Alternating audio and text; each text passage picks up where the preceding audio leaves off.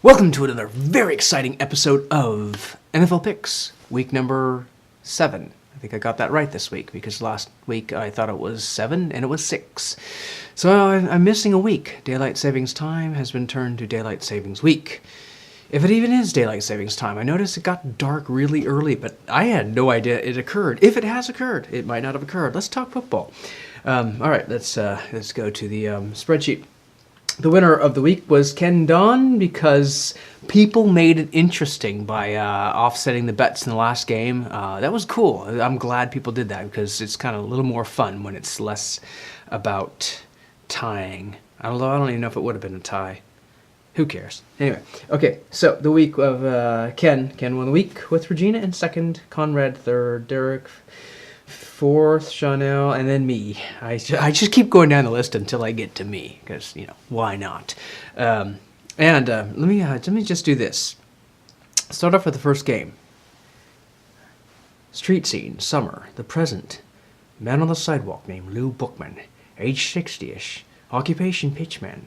Lou Bookman, a figure of the summer, a rather minor component to a hot July, a nondescript, commonplace little man whose life is a treadmill built out of sidewalks. And in just a moment, Lou Bookman will have to concern himself with survival, because as of 3 o'clock this hot July afternoon, he'll be stalked by Mr. Death. Now, if you recognize that, and maybe some of you do, that is the opening narration to a Twilight Zone episode called... Now, bonus points if you get this part. One for the Angels. One for the Angels. Now, this also could have been put as One for the Ages, but the episode is actually One for the Angels, and perhaps this game was for the Angels because this was probably one of the most exciting finishes I've ever seen. It was just awesome, especially because the Raiders won. But you just don't get to see things like that very often. That was an awesome finish. Frustrating, of course. Heart pounding, heart attack inducing. There's a lot of things I could say, but it was just great to see that kind of ending. Football. Okay, let's go to the other games. I'm just better than taking them on, taking them off, putting them on. Tampa Bay, Buffalo. Yeah, okay, that was quite a game. Carolina and Chicago, that was a shocker. I don't even know what to say about that one. Carolina, what's going on? Okay. Tennessee over Cleveland, much closer than I guess it should have been, or people would have predicted. New York Jets in Miami. That interception towards the end, that was just plain old sad. I wasn't really rooting for any particular team. Actually, I was rooting for both teams in that. Yeah, they're the underdogs. You want to see one of them do well, but wow, that was just kind of a sad ending because it really shouldn't have happened like that. I think that was overtime, too. It doesn't say here, but I think that was overtime. Okay, Arizona forgot to show up for the game, and in London, I guess they were just on London time, or maybe they're out seeing Buckingham Palace, but wow, that was just not good football, I guess. But the Rams are the real deal, as they would say, but I guess so. I don't know. I mean, they are playing well. Baltimore, Minnesota. Poor Baltimore. It's hard to believe they won a Super Bowl not that long ago with the same quarterback. All right. New Orleans, 26, Green Bay, 17. Gonna have some problems probably without Aaron Rodgers in there, but we'll see. Who knows? Jacksonville, Indianapolis. Again, Jacksonville. Who would have thunk, right? Jacksonville. Dallas, San Francisco. Well, up to then, as we know, San Francisco had kept keeping the games close, but maybe they got tired of that. Maybe just, what do you even say? And this was at home in front of the fans. Those are real fans if you're showing up to games this season. God bless them, because I'm not going to be there. Actually, I don't know. If in the right situation, I'd be there. Seattle and New York Giants. And this was at the Meadowlands. What did they play? Gosh, I don't even know. New York Giants. I can't even think. It doesn't matter. Okay, well, and then lots of how many blanks this weekend? 1, 2. Well, I guess just 2, but 3. Yeah, and Carolina with only 3. So a lot of just not close games. So Denver and the Chargers, and who would have thought? So Denver pretty much is not going back to the Super Bowl anytime soon.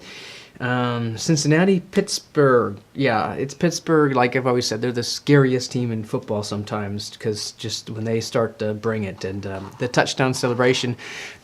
Thank you for, the NFL for not for everything, but obviously, but for that one thing. That's awesome, because that made my day, just seeing those touchdown celebrations. So, despite the problems that they have to get through, they do have some fun stuff going on. So the touchdown celebration coming back, I think, just the creativity we're seeing.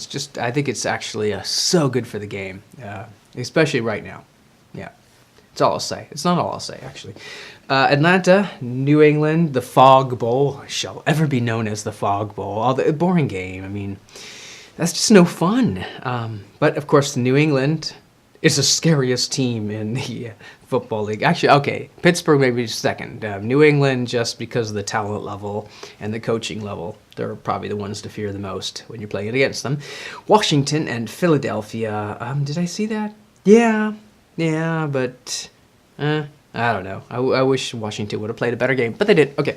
I don't even know my time right now, but whatever. Okay, so, yeah, like I said, Ken's in first. Although for the season, finally got my app running on my iPad, so that saves me some trouble.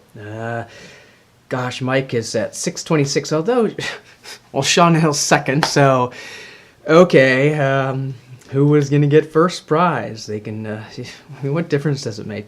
Ken at 591, so it's not out to the question yet. Me at 534, it's out of the question.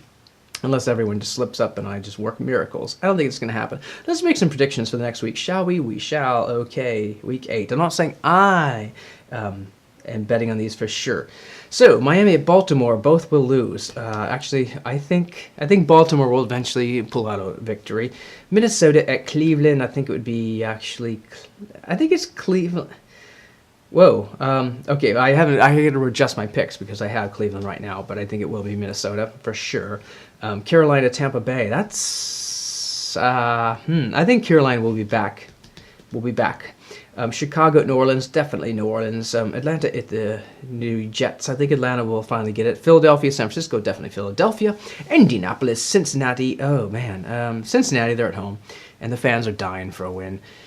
Oakland at Buffalo. Oh, I think it will be Buffalo. They're at Buffalo, and Buffalo's playing well. I think they're going to have the number in this game. Chargers, New England. Definitely New England. Houston at Seattle. That will be a good game, but Seattle at home. A new quarterback. He's going to learn quickly in the NFL. Some stadiums are not friendly, at least the noise level. That will just confuse the team, and they know what to expect. It's not like, hey, coaches, guess what? I think they've done their homework. It's not their first rodeo. So Washington at Dallas. I think it'll still be Dallas, even though it's in Washington. Pittsburgh and Detroit. Definitely Pittsburgh. And Denver at Kansas City. Definitely Kansas City. So anyway, I can't tell you how to weigh those. There's something in my pocket. Oh, it's a program. I got a program. Don't need that. All right, so that's it. I've wasted enough time. I don't even know my time because it's not showing in front of me, but it's on the camera. That's about it. I think I said that already. Okay, so NFL football picks. Glad you made it this far. Actually, if you did make it this far, wow. Interesting thing, Monday Night Football. I'll point this out. The announcers were actually discussing the quarterbacks. Was it Monday Night Football? I'm pretty sure it was Monday Night Football. Yeah, they were discussing the religious beliefs of the quarterbacks. They're both Christians, and normally they don't really go into that level of detail. But they were actually kind of like, I don't know if they were just suddenly given a green light to just go ahead and talk about it a lot more than usual. But they were openly, talking about their faith. Well, the announcers were talking about the quarterback's faith, so of both teams, because both were, I believe, Christians. And I kind of think that because of the things they can't control, the whole kneeling thing, they don't want to press it because then everyone's going to kneel and not going to be able to play any games, which would be bad for ratings, worse than it now. But this way, it's like, okay, I think this is my guess. They kind of said, you know what, you guys can have that, fine, we can't do that, but then we're going to open it up a little more. And maybe that's, kind of trying to placate or get more people in. But, fine by me. They're at least, I don't know, it just seems like they're allowing a little more freedom in another area. Both areas, I guess there's freedom because they're not forcing them to stand because they decided not to do that. But it's kind of neat. It's like, okay, we'll have some more religious freedom if you're going to push them the other way. So the NFL, I think they want people to kind of continue. They want people to watch, but they have to be smart about it. You try and force people to stand, and then they're going to do it just to spite you and fight back. So I kind of have to empathize with their position. It's like they don't want to seem weak. They don't want to be pushovers, but it is business. And if you lose all your customers, I guess the viewers, but if you lose your workers, your employees, you're going to have a hard time selling a product. Although it would give opportunities to other people, which I can kind of see that too. But right now, I don't know, it's tough. It'll blow over. There's many more important things to worry about these days than that. So, but it is intriguing. Just thought for food. Food for thought. NFL picks, definitely out.